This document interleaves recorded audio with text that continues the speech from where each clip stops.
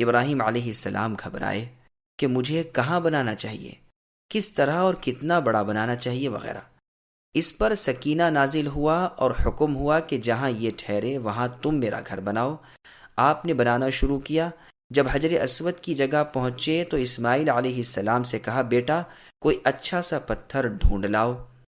آپ پتھر ڈھونڈ لائے تو دیکھا کہ ابا جان اور پتھر وہاں لگا چکے ہیں۔ پوچھا یہ کون لایا؟ آپ نے فرمایا اللہ کے حکم سے یہ پتھر جبرائیل علیہ السلام آسمان سے لے آئے۔ کعب الاحبار رحمہ اللہ فرماتے ہیں کہ اب جہاں بیت اللہ ہے وہاں زمین کی پیدائش سے پہلے پانی پر بلبلوں کے ساتھ جھاگ سی تھی، یہیں سے زمین پھیلائی گئی۔ علی رضی اللہ عنہ فرماتے ہیں کعبۃ اللہ بنانے کے لیے خلیل اللہ ابراہیم علیہ السلام آرمینیہ سے تشریف لائے تھے۔ سدی رحمہ اللہ فرماتے ہیں حجر اسود جبرائیل علیہ السلام ہند سے لائے تھے۔ اس وقت وہ سفید چمکدار یاقوت تھا جو آدم علیہ السلام کے ساتھ جنت سے آیا تھا۔ پورے لوگوں کے خطاکار ہاتھوں سے اس کا رنگ سیاہ ہو گیا۔ اس روایت میں یہ بھی ہے کہ بنیادیں پہلے سے موجود تھیں، انہی پر ابراہیم علیہ السلام نے تعمیر شروع کی۔ عبد الرزاق میں ہے کہ آدم علیہ السلام ہند میں اترے تھے، اس وقت ان کا قد لمبا تھا۔ زمین پر آنے کے بعد فرشتوں کی تسبیح، نماز و دعا وغیرہ سنتے تھے۔ جب قد گھٹ گیا اور وہ پیاری آوازیں آنی بند ہو گئیں تو گھبرانے لگے۔ حکم ہوا کہ مکے کی طرف جاؤ۔ آدم علیہ السلام چلے، جہاں جہاں آدم علیہ السلام کا قدم پڑا وہاں آبادی ہوئی۔ اللہ تعالیٰ نے جنت سے ایک یاقوت اتارا اور بیت اللہ کی جگہ رکھا اور اسے اپنا گھر قرار دیا۔ آدم علیہ السلام یہاں طواف کرنے لگے اور مانوس ہوئے، گھبراہٹ جاتی رہی۔ نوح علیہ السلام کے طوفان کے زمانے میں یہ پھر اڑ گیا اور ابراہیم علیہ السلام کے زمانے میں پھر اللہ تعالیٰ نے بنوایا۔ آدم علیہ السلام نے یہ گھر حرا، طور، زیتا، طور سینا اور جودی ان 5 پہاڑوں سے بنایا تھا، لیکن ان تمام روایات میں تضاد ہے، یعنی ایک دوسرے کے ساتھ ٹکراؤ۔ واللہ عالم۔ بعض روایات میں ہے کہ زمین کی پیدائش سے 2000 سال پہلے بیت اللہ بنایا گیا تھا۔ ابراہیم علیہ السلام کے ساتھ بیت اللہ کے نشان بنانے کے لیے جبرائیل علیہ السلام چلے تھے تو اس وقت یہاں جنگلی درختوں کے سوا کچھ نہ تھا۔ دور عمالق کی آبادی تھی۔ یہاں آپ اپنے بیٹے اسماعیل علیہ السلام اور اپنی بیوی ہاجرہ علیہ السلام کو ایک چھپر تلے بٹھا گئے۔ ایک اور روایت میں ہے بیت اللہ کے 4 ارکان ہیں اور 7ویں زمین تک وہ نیچے ہوتے ہیں۔ اور روایت میں ہے کہ ذوالقرنین جب یہاں پہنچے اور ابراہیم علیہ السلام کو بیت اللہ بناتے ہوئے دیکھا تو پوچھا یہ کیا کر رہے ہو؟ انہوں نے کہا ہم اللہ کے حکم سے اس کا گھر بنا رہے ہیں۔ پوچھا کیا دلیل؟ کہا یہ بھیڑیے گواہی دیں گے۔ 5 بھیڑیوں نے کہا ہم گواہی دیتے ہیں کہ یہ دونوں اللہ کے مأمور ہیں۔ ذوالقرنین خوش ہو گئے اور کہنے لگے میں نے مان لیا۔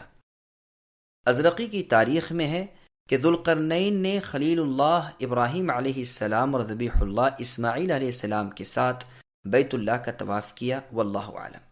صحیح بخاری میں ہے کہ قواعد بنیان اور اساس کو کہتے ہیں۔ یہ قاعدہ کی جمع ہے، قرآن میں اور جگہ ہے والقواعد من النساء، اس کا مفرد بھی قاعد ہے۔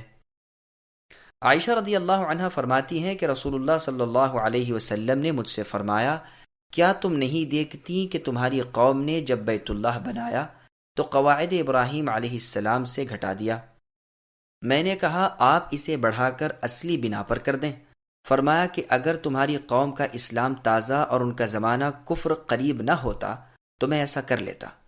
ابن عمر رضی اللہ عنہما کو جب یہ حدیث پہنچی تو فرمانے لگے شاید یہی وجہ ہے کہ رسول اللہ صلی اللہ علیہ وسلم حجر اسود کے پاس کے ستونوں کو چھوتے نہ تھے۔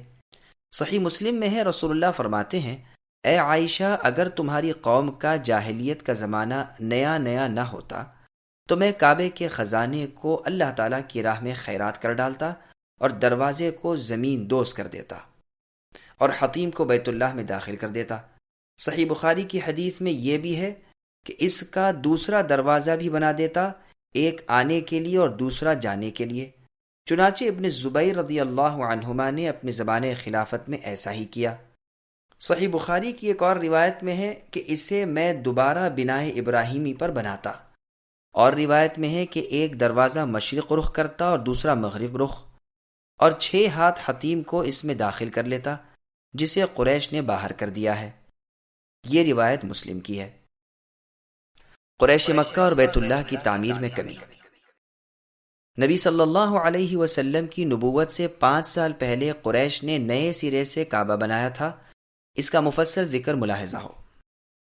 اس بنا میں خود رسول اللہ صلی اللہ علیہ وسلم بھی شریک تھے۔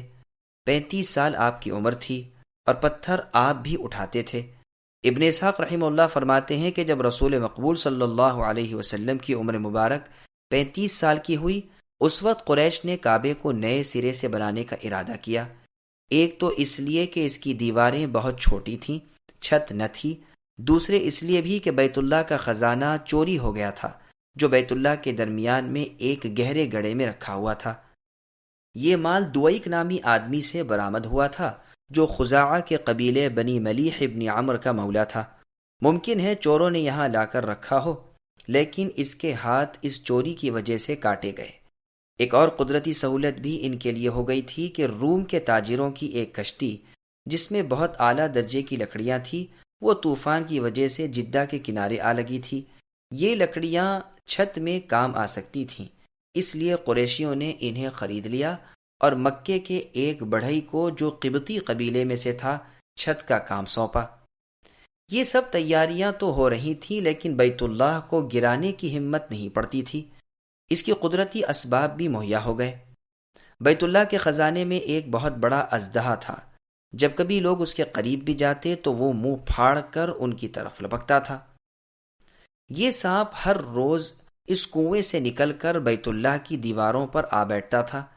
ایک روز وہ بیٹھا ہوا تھا کہ اللہ تعالیٰ نے ایک بہت بڑا پرندہ بھیجا، وہ اسے پکڑ کر لے اڑا۔ قریشیوں نے سمجھ لیا کہ ہمارا ارادہ مرضی مولا کے مطابق ہے، لکڑیاں بھی ہمیں مل گئیں، بڑئی ہمارے پاس موجود ہے، سانپ کو بھی اللہ تعالیٰ نے دفع کیا۔ اب انہوں نے مستقل ارادہ کر لیا کہ کعبۃ اللہ کو گرا کر نئے سرے سے بنائیں۔ سب سے پہلے ابن وہب کھڑا ہوا اور ایک پتھر کعبۃ اللہ کا اتارا، جو اس کے ہاتھ سے اڑ کر پھر وہیں جا کر نصب ہو گیا۔ اس نے تمام قریش کو خطاب کر کے کہا، سنو، بیت اللہ کے بنانے میں ہر شخص اپنا طیب اور پاک مال ہی خرچ کرے۔ اس میں زنا کاری کا روپیہ، سودی بیوپار کا روپیہ، ظلم سے حاصل کیا ہوا مال نہ لگانا۔ بعض لوگ کہتے ہیں یہ مشورہ ولید ابن مغیرہ نے دیا تھا۔ اب بیت اللہ کے حصے بانٹ لیے گئے۔ دروازے کا حصہ بنو عبد مناف اور بنو زہرہ بنائے۔ حجر اسود اور رکن یمانی کا حصہ بنو مخزوم بنائے۔ قریش کے اور قبائل بھی ان کا ساتھ دیں۔ کعبہ کا پچھلا حصہ بنو جمح اور بنو سہم بنائے۔ حتیم کے پاس کا حصہ بنو عبد الدار ابن قصی اور بنو اسد ابن عبد العزیٰ اور بنو عدی ابن کعب بنائے۔ یہ معاملہ طے پا جانے کے بعد بیت اللہ کی پہلی عمارت گرانے کا مسئلہ پیش آیا، لیکن کسی کی ہمت نہیں پڑتی کہ اسے گرانا شروع کرے۔ آخر ولید ابن مغیرہ نے کہا، لو میں شروع کرتا ہوں۔ کدال لے کر اوپر چڑھ گئے اور کہنے لگے، اے اللہ، آپ کو خوب علم ہے کہ ہمارا ارادہ برا نہیں، ہم آپ کے گھر کو اجاڑنا نہیں چاہتے بلکہ اس کے آباد کرنے کی فکر میں ہیں۔ یہ کہہ کر کچھ حصہ دونوں رکن کے کناروں کا گرایا۔